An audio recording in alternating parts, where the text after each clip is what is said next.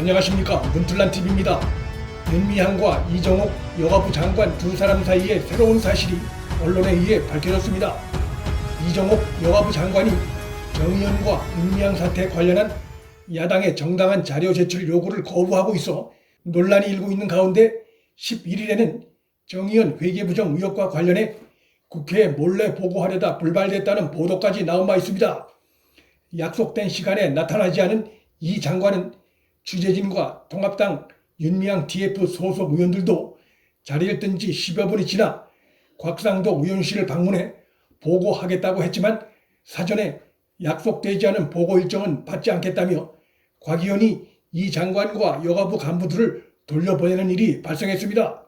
여가부는 이정옥 장관이 야당에 몰래 보고를 시도했다는 보도에 대해 TF 회의인 줄 모르고 갔기 때문에 가지고 간 자료가 적절치 않은 것 같아서 기다리며 계속 양해를 구했다며 회의 방식에 대해 서로 오해가 있었다고 주장했습니다.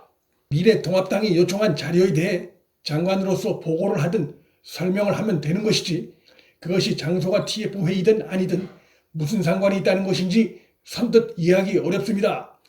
미래통합당 곽상도 의원 측은 여가부에 지난 10년간 일본군 위안부 피해자 생활안정지원 및 기념사업심의위원회 위원 명단과 개천해역, 정의연이 제출한 위안부 피해자 지원사업 정기 보고서 등 두 가지 자료 제출을 요구했지만 여가부는 피해자 보호 등을 이유로 거부하고 있습니다. 피해자 보호의 기술적 문제는 자료를 요청한 의원 측과 사전의 논의를 통해 얼마든지 해결할 방법이 있음에도 아예 자료 제출 자체를 거부하는 것은 국회는 정부 행정기관 등에 자료를 요구할 수 있고 국가 기밀이 아닌 경우 자료 제출을 거부할 수 없다고 규정한 국회법 128조와 국회 증언감정법 4조 위반 소지가 다분합니다. 그런데 이정옥 장관이 이끄는 여가부의 이런 태도에 숨겨진 다른 배경을 유추해 볼 수 있는 중요한 단서가 드러났습니다. 중앙일보가 12일 이정옥 여가부 장관과 윤미향 두 사람의 긴밀한 관계를 보여주는 사실들을 공개해 관심을 모으고 있습니다. 중앙일보 안혜리 논설위원은 이날 윤미향, 이정옥의 내부자들이란 제목의 칼럼에서 공범 내지는 비호 세력이란 상당히 직설적인 두 단어를 제기한 후 정대협, 정의연 활동을 발판 삼아 더불어민주당 비례대표가 된 윤미향과 이정옥 여가부 장관의 관계를 표현하는 가장 적절한 두 단어가 아닐까 싶다고도 했습니다. 안혜리 논설위원은 윤 의원의 비리 의혹이 불거진 후 단순히 정의연 주무부처의 수장으로 이 장관이 회계 감시 등 제 역할을 못한 걸 두고 이런 험한 단어를 갖다 붙인 게 아니다라며 윤미향을 둘러싼 여가부의 이해하기 어려운 감싸기 행보엔 다 그럴 만한 배경이 있다고 했습니다. 안 위원은 2007년 당시 8기 위원 명단까지 담긴 여가부 자료를 확인해 보니 위안부 피해자, 정확히는 피해자를 돌보는 단체에 돌아가는 각종 지원금 규모를 결정하는 피해자 심의위에 복수의 정대협 관계자가 포함되어 있었다며 윤미향도 그 중에 하나다라고 폭로했습니다. 그는 할머니들의 생활자금이나 장례비 명목으로 사실상 지원금을 직접 쓰는 수혜자격인 정대협 간부들이 위원이 돼 어디에 얼마를 쓸지 스스로를 결정해왔다는 얘기라며 이러니 윤미향 의원과 여가부 모두 공개를 꺼린 것이라고 강하게 비판했습니다.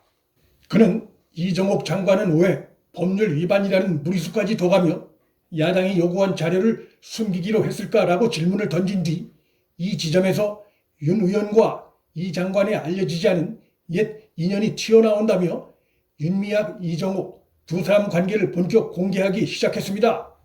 대구 가톨릭대 교수 출신인 여가부 이 장관은 정대협과의 인연이 2003년까지 거슬러 올라갑니다.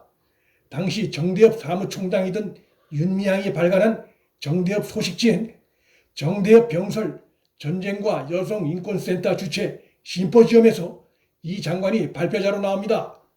또 지난 2015년 6월엔 윤미향 남편이 운영하는 수원시민신문에 여성평화외교포럼 이정옥 공동대표와 정대협 윤미향 대표가 함께 만나 토요일에 있을 노벨 평화상 대화 모임에 대해 논의했다는 기사가 실리기도 했습니다. 여가부 이정옥 장관이 정대협, 윤미향과 지속적 관계를 유지해왔음을 보여주는 정황입니다.